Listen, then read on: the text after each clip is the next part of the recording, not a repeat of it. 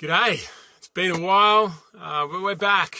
We do deep dive workshops in our membership once every month, and I wanted to just share with you a little bit about what I've learned this month and what I've taught this month in our deep dive workshop.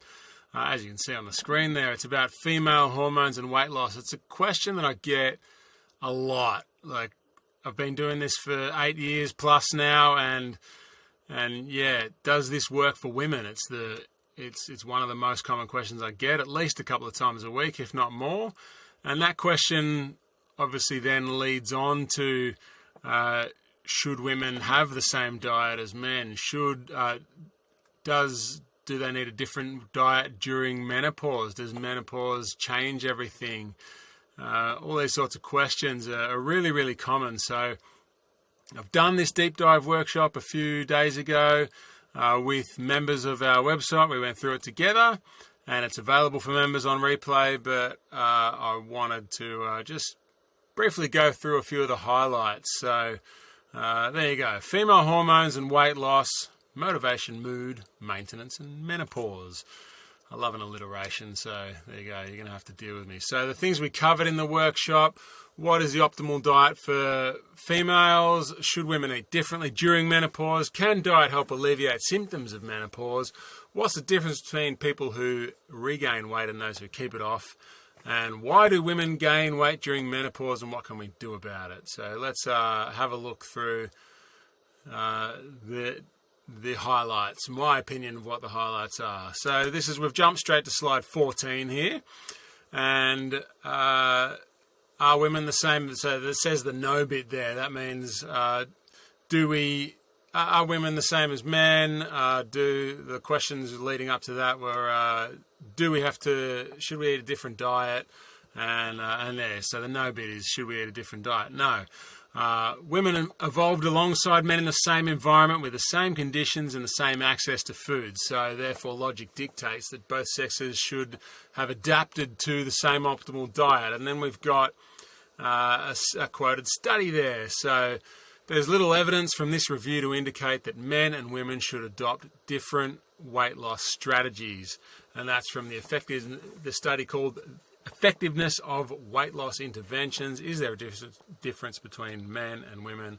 A systematic review. And I'll put that link in the description below. But basically, across all of the evidence that I found, there's not really any evidence that I was able to find that there should be a different optimal diet for men versus women. What works for men works for women in terms of nutrition and health according to diet. All right, so let's move on from that. So we're on to slide 18 now. So it is well established that on average women tend to gain weight during perimenopause and menopause, and I wanted to go a little bit deeper and figure out why that is. And the first part of it is that women actually tend to burn fewer calories through activity during perimenopause and menopause, and they also require fewer at rest. So, in other words, women during perimenopause and menopause exercise less, and also their base metabolic rate drops. So this calories in, calories out equation, on the calories inside here, on the calories inside, the diet doesn't really change.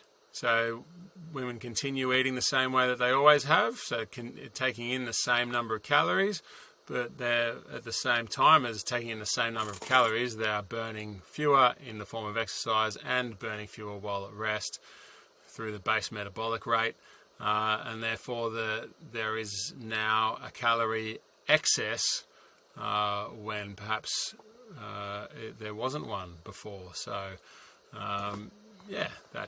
bumped my computer there, but yeah, that's the real basics of it. But we can go a little bit deeper on that, and what we find is that women tend to women go through a lot of different experiences, challenging experiences during menopause. One of those is that estrogen, obviously the production of estrogen drops a lot, and this is a particularly interesting finding that I found here. So these findings suggest that estrogen can facilitate serotonergic transmission by enhancing serotonin synthesis and/or decreasing serotonin reuptake, thereby alleviating depressive symptoms. So there was a direct link between a drop in estrogen and declining mental health. And I thought that was really important because in lots of ways, or in some ways at least, according to this study, estrogen can act in similar ways to what the SSRI antidepressant sort of drugs that a lot of people take. The estrogen itself can have a similar effect in blocking the reuptake of serotonin. So obviously a drop in estrogen production would line up with a decrease in mental health.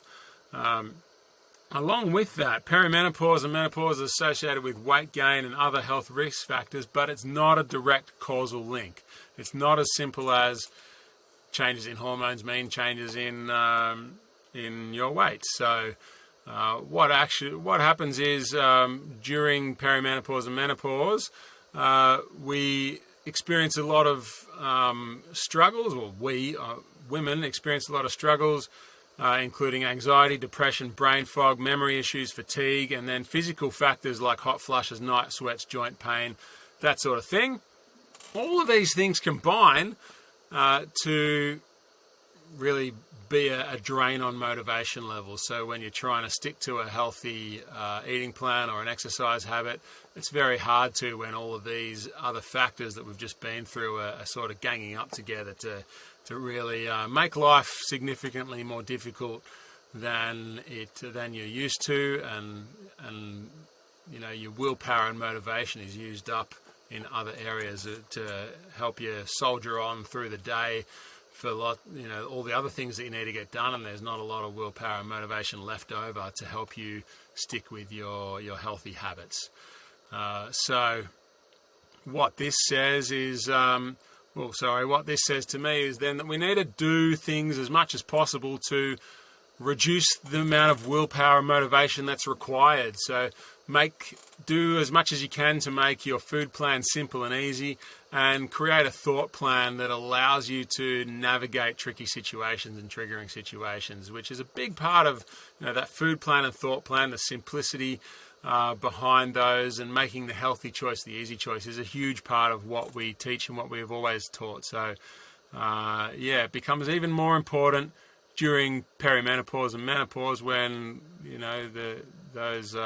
your access to your willpower and motivation is depleted. All right, another part of it is that when you get your diet right, it sort of becomes a virtuous circle, because improvements in vasomotor, psychosocial, physical and sexual domains are seen. And there's the women's study for the alleviation of vasomotor symptoms showed the majority of intervention group participants became free of moderate to severe hot flashes. And then further down, among perimenopausal women, vegans reported less bothersome vasomotor and physical symptoms than omnivores.